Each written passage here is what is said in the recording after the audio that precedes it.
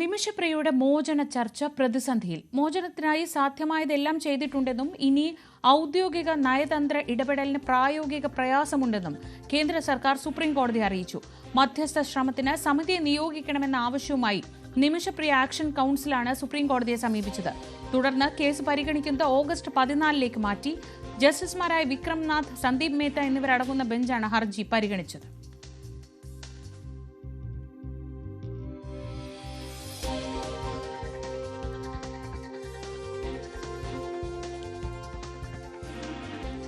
അഭിലാഷ് രാധാകൃഷ്ണൻ വിവരങ്ങളുമായി.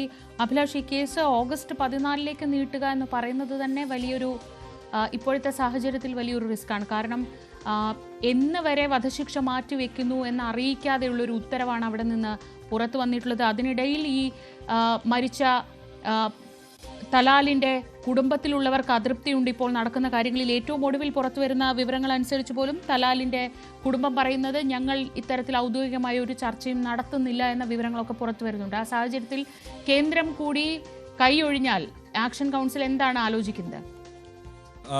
ശ്രീജ, ഇപ്പോൾ കേന്ദ്ര സർക്കാർ സുപ്രീം കോടതി അറിയിച്ചിരിക്കുന്നത് യമനിൽ ചില നിയമങ്ങളുണ്ട്. അവിടെ ഒരാളെ വധശിക്ഷയ്ക്ക് വിധിച്ചാൽ പിന്നീട് ഒരു നയതന്ത്ര ഇടപെടലുകൾക്കോ അല്ലെങ്കിൽ രാഷ്ട്രീയ ഇടപെടലുകൾക്കോ അവിടെ ഒരു സാധ്യതയുമില്ല.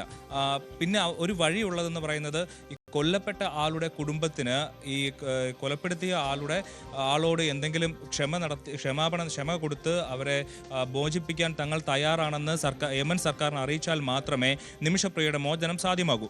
ഇതിനു വേണ്ടിയിട്ട് രാഷ്ട്രീയമായ ഇടപെടലുകൾ, നയതന്ത്ര ഇടപെടലുകൾ നടത്തണമെന്നാവശ്യപ്പെട്ടാണ് നമ്മുടെ ആക്ഷൻ കൗൺസിൽ സുപ്രീം കോടതിയെ സമീപിച്ചത്. അതിനായി 6 അംഗ നയതന്ത്ര സംഘത്തെ നിയോഗിക്കണമെന്നും ആക്ഷൻ കൗൺസിൽ സുപ്രീം കോടതി അറിയിച്ചിരുന്നു. അതിൽ 2 പേർ കാന്തപുരത്തിന്റെ പ്രതിനിധികളും 2 പേർ ഈ ആക്ഷൻ കൗൺസിലിന്റെ പ്രതിനിധികളും അതുപോലെ 2 പേർ കേന്ദ്ര സർക്കാർ ഉദ്യോഗസ്ഥരും വേണമെന്നായിരുന്നു ആക്ഷൻ കൗൺസിലിന്റെ നിലപാട്. എന്നാൽ ഇത്തരത്തിൽ ഒരു നയതന്ത്ര ഇടപെടലുകൾക്കും യമനിൽ ഇനി സാധ്യതയില്ല എന്നുള്ളതാണ് കേന്ദ്ര സർക്കാരിന്റെ നിലപാട്. ഇത്തരത്തിൽ നയതന്ത്ര സംഘം പോയി അവിടെ സംസാരിച്ചാലും കേന്ദ്ര സർക്കാർ ഇടപെട്ടാലും അതിൽ ഒരു തരത്തിലും ഇനി സാധ്യതയില്ല എന്നുള്ള കാര്യം സുപ്രീം കോടതിയെ കേന്ദ്ര സർക്കാർ തന്നെ അറിയിച്ചിരിക്കുന്ന സാഹചര്യത്തിൽ ഇനി നിമിഷപ്രിയയുടെ മോചനവുമായി ബന്ധപ്പെട്ട കാര്യങ്ങൾ കൂടുതൽ പ്രതിസന്ധിയിലായി എന്ന് തന്നെയാണ് നമുക്ക് മനസ്സിലാക്കേണ്ടത്. മാത്രമല്ല, ശ്രീജ ഇപ്പോൾ സൂചിപ്പിച്ചതുപോലെ എത്ര ദിവസത്തേക്കാണ് ഇപ്പോൾ മരവിപ്പിച്ച വധശിക്ഷ, എത്ര ദിവസത്തേക്ക് ഇനി മരവിപ്പിച്ച് ഉണ്ടാവും, ഇനി എന്നായിരിക്കും ഇനി ഈ വധശിക്ഷ നടപ്പാക്കുന്ന തീയതി വീണ്ടും പ്രഖ്യാപിക്കുക എന്നുള്ള കാര്യത്തിൽ നിന്നും ഒരു വ്യക്തതയുമില്ല. അത് ഏത് നിമിഷവും ഉണ്ടാവാമെന്നുള്ള സാഹചര്യവുമുണ്ട്, തള്ളിക്കളയാനാകില്ല. ഈ ഒരു സാഹചര്യത്തിലാണ് ഇപ്പോൾ നിമിഷപ്രിയയുടെ മോചനം പ്രതിസന്ധിയിലാണെന്ന് പറയേണ്ടി വരുന്നത്. അതുപോലെ തന്നെ കേരളത്തിലടക്കം പല രീതിയിലുള്ള പ്രചാരണങ്ങൾ നടക്കുന്നുണ്ട്. അതായത് നിമിഷപ്രിയ മോചനം സാധ്യമാകുന്നു എന്നുള്ളത് കേരളത്തിലും ഇന്ത്യയിലും വലിയ ആഘോഷമാണെന്നുള്ള തരത്തിൽ കേരളത്തിൽ നിന്ന് തന്നെയുള്ള വാർത്തകൾ യമനിലെത്തുന്നു. അത് അവിടെ ഈ കൊല്ലപ്പെട്ട തലാലിൻ്റെ കുടുംബത്തിലെ ഒരു വിഭാഗം അതോടെ പ്രചരിപ്പിക്കുന്നു. അതായത് തങ്ങളുടെ കുടുംബത്തിലെ അംഗത്തെ കൊന്ന ആളെ രക്ഷിക്കുന്നതിൽ ഇന്ത്യയിൽ ഭയങ്കര സന്തോഷമാണെന്നുള്ള തരത്തിൽ അവിടെ തന്നെ പ്രചരിപ്പിക്കുന്നു. ഈ തലാലിൻ്റെ കുടുംബത്തിൻ്റെ ഒരു വിഭാഗം നിമിഷപ്രിയയ്ക്ക് മാപ്പ് കൊടുക്കാം, ദിയാദനം സ്വീകരിച്ച് മാപ്പ് കൊടുക്കാമെന്നുള്ളൊരു തീരുമാനത്തിലേക്ക് എത്തുമ്പോൾ മറ്റൊരു വിഭാഗം ഒരു തരത്തിലും മാപ്പ് കൊടുക്കാൻ കഴിയില്ല, ഇപ്പോൾ വധശിക്ഷ നീട്ടിവെച്ചത് തന്നെ വലിയ തെറ്റായ കാര്യമാണെന്നുള്ള രീതിയിലാണ് അവരുടെ പ്രതികരണം. ഈ ഒരു സാഹചര്യത്തിലാണ് കേന്ദ്ര സർക്കാരും ഇത്തരത്തിലൊരു നിലപാടെടുക്കുന്നത്. അതായത് നയതന്ത്ര തലത്തിലുള്ള ഒരു ഇടപെടലുകളും നിമിഷപ്രിയയുടെ മോചനത്തിനും സാധ്യമാകില്ല എന്ന് കേന്ദ്ര സർക്കാർ കോടതിയിൽ തീർത്ത് പറഞ്ഞ സാഹചര്യത്തിൽ നിമിഷപ്രിയയുടെ മോചനം ഇനി എത്രത്തോളം സാധ്യമാകുമെന്നുള്ള കാര്യം കണ്ടു തന്നെ അറിയണം. ശ്രീജ, ഈ ചർച്ചയ്ക്കുള്ള അവകാശം നിമിഷപ്രിയയുടെ കുടുംബത്തിനാണ് എന്ന ഒരു നിലപാട് കേന്ദ്രം കോടതിയിൽ എടുത്തു എന്നാണ് അറിയുന്നത്. അതായത് ഇനി സർക്കാർ തലത്തിലല്ലാതെ അല്ലെങ്കിൽ നയതന്ത്ര തലത്തിലല്ലാതെ എന്തെങ്കിലും ഇടപെടലുകൾ നടക്കുമെങ്കിൽ നടക്കട്ടെ, പക്ഷേ സർക്കാരിന് ഇത്രയേ ചെയ്യാൻ പറ്റുക. അതായത് സർക്കാർ ഈ വിഷയത്തിൽ ഇനി സർക്കാരിന് ഒന്നും ചെയ്യാനില്ല എന്നൊരു നിലപാടിലേക്ക് എത്തുകയാണല്ലോ. നമ്മൾ ഇത് ചേർത്ത് വായിക്കേണ്ടത് കഴിഞ്ഞ ദിവസങ്ങളിൽ നടന്ന ഈ ക്രെഡിറ്റ് എടുക്കൽ തർക്കവുമായൊക്കെ ചേർത്താണ്. അതെ, ഇപ്പോൾ ഇതുമായി ബന്ധപ്പെട്ട് ഇപ്പോൾ നിമിഷപ്രിയയുടെ വധശിക്ഷ നീട്ടിവെച്ചതുമായി ബന്ധപ്പെട്ടാണ് കേരളത്തിൽ ഇത്തരത്തിൽ കാന്തപുരത്തിൻ്റെ ഇടപെടൽ, ആക്ഷൻ കൗൺസിലിൻ്റെ ഇടപെടൽ, ചാണ്ടി ഉമ്മൻ്റെ ഇടപെടൽ, ഇത്തരത്തിൽ പല കേന്ദ്ര സർക്കാരിൻ്റെ ഇടപെടൽ എന്ന ഒരു വിഭാഗം പറയുന്നു. അങ്ങനെ പല തരത്തിലുള്ള ക്രെഡിറ്റ് എടുക്കാനായിട്ട് ഒരുപാട് പേർ രംഗത്തെത്തിയിരുന്നു. ഇതുമായി ബന്ധപ്പെട്ട ഒരുപാട് പോസ്റ്റുകളും സോഷ്യൽ മീഡിയ പോസ്റ്റുകളും വാർത്തകളും ഒക്കെ നിരന്തരമായി പ്രചരിച്ചിരുന്നു. ഈ ഒരു നേരത്തെ പറഞ്ഞതുപോലെ തന്നെ ഈ ഇത്തരത്തിലുള്ള വാർത്തകളും പ്രചാരണങ്ങളും ഒക്കെ യമനിലെ കുടുംബത്തിൻ്റെ അടുത്തും എത്തിയിരുന്നു.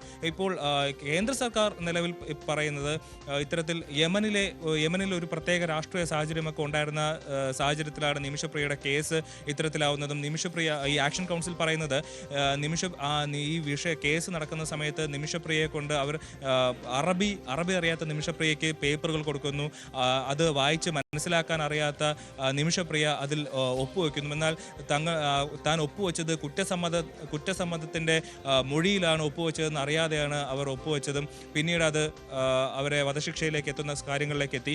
ഈ ഒരു സാഹചര്യത്തിൽ അവിടുത്തെ യമനിലെ രാഷ്ട്രീയ സാഹചര്യവും വലിയ പ്രശ്നങ്ങൾ ഉണ്ടായിരുന്ന സാഹചര്യത്തിലാണ് ഈ കേസ് നിലവിൽ വന്നത്. അപ്പോൾ അങ്ങനെ ആകെ അകപ്പെട്ടു പോയ നിമിഷപ്രിയയെ എങ്ങനെയെങ്കിലും രക്ഷിക്കണം എന്നുള്ള ഒരു നിലപാടാണ് ആക്ഷൻ കൗൺസിൽ എടുത്തത്. അങ്ങനെ ആക്ഷൻ കൗൺസിൽ കേന്ദ്ര സർക്കാരിനെയൊക്കെ സമീപിച്ചു. പക്ഷെ ഒന്നും നടന്നില്ല. കാരണം യമനിലെ രാഷ്ട്രീയം എന്ന് പറയുന്നത് അവിടെ ഒരു കൊലപാതകി ഒരാളെ കുറ്റക്കാരനായിട്ട് അല്ലെങ്കിൽ കുറ്റക്കാരിയായിട്ട് കണ്ടെത്തിയാൽ അവർക്ക് വധശിക്ഷ വിധിച്ചാൽ പിന്നെ അവരുടെ നിയമത്തിന് ഒരു തരത്തിലും അവിടെ ഇടപെടാൻ പറ്റില്ല. അവരുടെ ആഭ്യന്തര രാഷ്ട്രീയത്തിലായാലും ശരി തന്നെ, അന്താരാഷ്ട്ര ഇടപെടലുകളായാലും ശരി തന്നെ, അവർക്കൊന്നും ചെയ്യാൻ കഴിയില്ല. ആകെ പിന്നെ അക്കാര്യത്തിൽ ഒരു നിലപാട് അല്ലെങ്കിൽ ഒരു നടപടി എടുക്കാൻ കഴിയുന്നത് കൊല്ലപ്പെട്ട ആളുടെ അല്ലെങ്കിൽ ഇരയുടെ ആളുടെ കുടുംബത്തിനാണ്. ആ കുടുംബം ഏതെങ്കിലും തരത്തിൽ ഒരു ദിയാദനം സ്വീകരിച്ചുകൊണ്ട് മാപ്പ് കൊടുക്കാൻ തയ്യാറായാൽ, പ്രതിക്ക് മാപ്പ് കൊടുക്കാൻ തയ്യാറായാൽ മാത്രമേ ആ വധശിക്ഷയിൽ നിന്ന് പ്രതിയെ മോചിപ്പിക്കാനാകൂ. ഈ ഒരു കാര്യമാണ് കേന്ദ്ര സർക്കാർ സുപ്രീം കോടതിയിൽ എടുത്ത് പറയുന്നത്. ശ്രീജ. ശരി, ഇപ്പോൾ